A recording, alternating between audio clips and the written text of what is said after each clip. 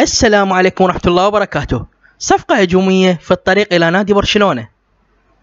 يسعى نادي برشلونة الإسباني للتعاقد مع فيدريكو بيرناردسكي مهاجم فيورنتينا الإيطالي، والذي ينتهي عقده في عام 2019. وعاد بيرناردسكي البالغ من العمر 23 عاما لصفوف فيورنتينا في 2014 قادما من كروتوني بعد فترة إعارة، وسجل في الموسم المنتهي 14 هدف في 42 مباراة، كما صنع 5 أهداف. وذكر صحيفة سبورت الكتالوني أن فيورنتينا يطلب 40 مليون يورو للموافقة على بيع اللاعب، في ظل اهتمام يوفنتوس الإيطالي وبايرن ميونخ الألماني بالحصول على خدمات هذا اللاعب. الخبر الثاني، غارث بيل يقرر البقاء في ريال مدريد. لا ينوي الجناح الويلزي غارث بيل نجم نادي ريال مدريد الإسباني الرحيل عن صفوف الفريق الملكي هذا الصيف، رغم اهتمام مانشستر يونايتد الإنجليزي بضمه وباريس سان جيرمان.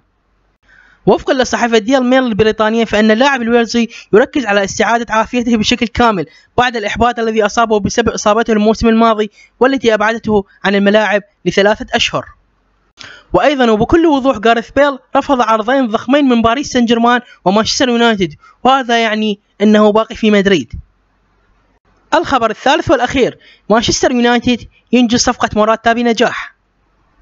أكد الصحيفة ذا الصن البريطانية أن مانشستر يونايتد الإنجليزي توصل اليوم الخميس لاتفاق نهائي مع ريال مدريد لضم موراتا بصفقة تصل إلى 70 مليون استرليني.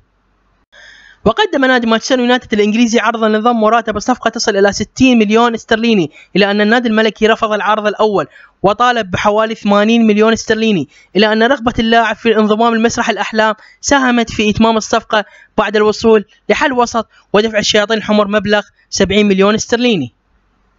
وأوضحت الصحيفة أن الشياطين الحمر غض النظر عن التعاقد مع الفرنسي أنطوان كريزمان لاعب أتلتيكو مدريد الإسباني، حتى نجح الروخ بلانكوس في تمديد عقد المهاجم ليقطع كل الطرق رحيله عن النادي. والسلام عليكم ورحمة الله وبركاته.